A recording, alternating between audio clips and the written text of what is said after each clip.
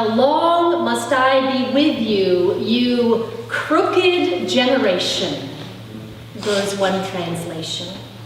You crooked generation. That's what Jesus says to the disciples, or more likely to the room at large, when the disciples ask why they can't cast out the demon.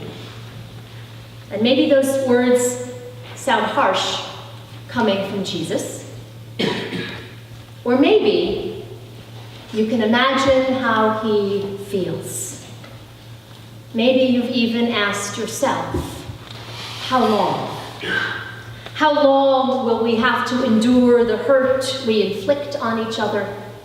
The harsh words and self-consumed acts? How many generations before we finally muster the collective capacity to cast out all our most pernicious demons, to dismantle racism, banish greed, eradicate poverty, cure cancer, defeat addiction, nourish the children, really love one another? How long? How long? Surely it was the cry of that father whose son's body had been possessed by illness. How many parents recognize the groan a heart makes when the well-being of a daughter or a son is in jeopardy? When the challenge of growing up is compounded by physical or mental impairments for which there is no quick fix. Navigating disease or disability or the demons of mental illness, it's tough enough. Add to it the pain of living in a society that fails to distinguish between the child and the illness, fails to see her or him as a whole and beautiful being. Add institutions that refuse to accommodate their needs and systems that decline to invest time and resources to find a cure. It is no wonder that that father was dismayed. The mountain before him and his son is daunting indeed. And so he goes looking for Jesus. Maybe he's heard that Jesus has a tendency to notice folks, to actually see the people that everyone else overlooks. Maybe the father has heard stories about this unexpected teacher, healer, who makes eye contact with beggars and breaks bread with lepers. Lord, have mercy, he says when Jesus arrives on the scene. Lord, have mercy. There's a greeting and an honorific, an appeal and a prayer. And Jesus responds. Looks to the boy, sees the difference between the boy and the demon. He heals the one and evicts the other. And the disciples apparently observed the whole thing. They ask, what did we miss? Why couldn't we do that? Because of your little faith, Jesus says. And maybe that feels like one more sucker punch. Another way of saying, if you had managed to muster a bit more conviction, believed hard enough, prayed long enough, then you could have healed that boy. Shame on you. Only, Jesus is not in the business of shaming anyone. Ever. Excellent. Challenging, yes, but never shaming. So what's really going on here? Well, the first time in the Gospel of Matthew that there's mention of people with little faith is way back in chapter 6, when Jesus says to the listening crowd, do not worry about your life. Consider the lilies. If God so clothes the grass of the field, will she not much more clothe you, O you of little faith? Those earlier verses provide a kind of key to understanding what's really happening here. It turns out it is worry, that sometimes paralyzing anxiousness that Jesus is calling out when he talks about little faith. Worry, that most insidious of demons, the one that prevents us from even trying, from ever risking. Because, well, what if we fail? What if we don't have what it takes? What if we run out, or get run over, or get run down, or get rejected? What if that mountain is just too high? Worry is the roadblock that stops us in our tracks. Cornelia Ten Boom. Anyone know the name? I met her this week, read about her. A woman from back in World War II, a Dutch watchmaker turned Dutch underground participant during the World War II, a Protestant woman, faithful. Cornelia opened her doors to Jews who were fleeing the Nazi regime. She spent time in prison camp herself because of her efforts, but was eventually released because of an error in paperwork. Untold numbers of Jews made their way to safety with her help. And about worry, Corrie Ten Boom says this: worry does not empty tomorrow of sorrow. It empties today of its strength. Worry does not empty tomorrow of its sorrow. It empties today of its strength. Strength to confront and to cast out those demons.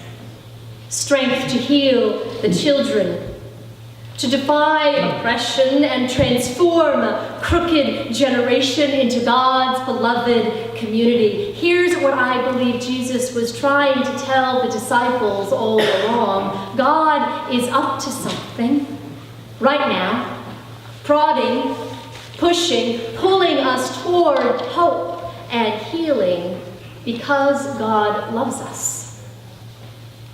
Because God loves us. Trust that. Trust God's love, God's determination, and worry may yet loosen its grip, and we may just find that strength to move mountains. There's a movie called The Englishman Who Went Up a Hill and Came Down a Mountain. Ever heard of it? Several years back. It tells the true story of a cartographer who visits a tiny Welsh town of Taff's Well back during World War I. He comes to the town to measure the mountain and declares that it's too short to be called a mountain. He declares it a hill. Well, the people of that town that lived at the base of that mountain, they were having none of it. Dismayed, they were determined to change his mind. And so while several townspeople conspired to distract and delay the cartographer, everyone else grabbed buckets and wheelbarrows and shovels. And they transported dirt up that hill in a long line for days, bucket after bucket, wheelbarrow full after wheelbarrow full, until they created a mound 20 feet high at the top of that hill. And the cartographer had to concede. By their creativity and their grit, and in a bit of a twist on the Jesus saying, they turned their hill into a mountain, built it up, one bucket of dirt at a time. And there it is. One bucket at a time. One act of kindness. One brave public statement. One decision, one change of habit, one risk, one step, one push.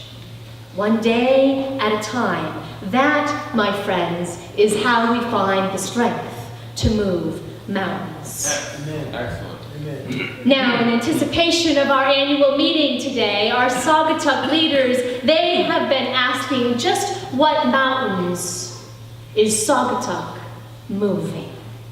What impact are we having on the people gathered here and on our wider community? In what ways are we chipping away at the mountains of poverty and hunger, isolation, or disconnection? You'll find all kinds of responses in the annual report. You'll see photos and hear testimonies during the meeting itself. But here are just a few small measures. Saugatuck Church has welcomed over 50 high schoolers into youth group, been enriched by their leadership and created space for them to explore faith and to make hundreds of their own connections. 85 adult members and friends have participated in faith formation of one kind or another, a retreat or a small group conversation. Our children have grilled 200 grilled cheese sandwiches and baked 500 cookies to feed us all during fellowship hours. They've also raised and donated funds to buy 2 goats and 2 sheep and 2 flocks of chicks, plus 1 llama, to support the work of Heifer Project International. During our weekly centering prayer that gathers right up there in the bell loft, we have prayed for over 500 people and circumstances over the course of a year. In this sanctuary, we have offered comfort to over 1,000 people at memorial services hosted by Saugatuck Church for the wider community. Through our mission partnerships, we have touched well over 2,000 lives. We have collected bags of trash to clean up our waterways, bags of underwear for our homeless neighbors, bags of coats for families in economic distress, and bags of blankets and baby items to support women who are fleeing family violence. Friends, we have walked alongside the brave men of Pivot Ministries who are working diligently to move the mountain of addiction.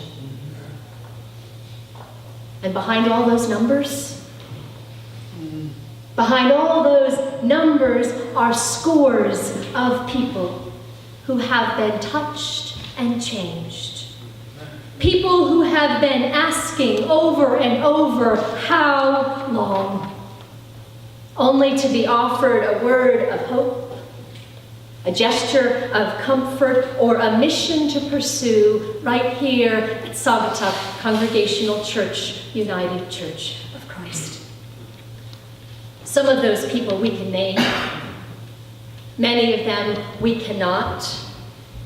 Perhaps we will never know the ways that some have been transformed by their time in our midst, or because of their interactions with one of you. And perhaps among those who have been touched and changed are those of you who are sitting here today. Together, step by faithful step, we are moving those mountains of poverty and prejudice, isolation and disconnection, just by gathering. Friends, we make a difference. Community, this community matters. I believe that. Together we accomplish what no one of us can do alone, and I am so grateful for your faithful, inquisitive, playful, determined, devoted engagement every single day. Here's the good news. We were never the ones responsible for accomplishing all that healing, for casting out all those demons. That's not our job. It is God's. God, the creator and sustainer of all life. God is the one who takes up all our efforts, our praying and acting, our building and connecting and campaigning, and works with it to restore the world. Beloved, we are God's agents of love and justice. The world does not benefit from our wringing our hands and worrying about what we cannot do. The world needs us to do something, to carry one bucket of soil up the hill. All we need to do it is trust in God the size of a mustard seed.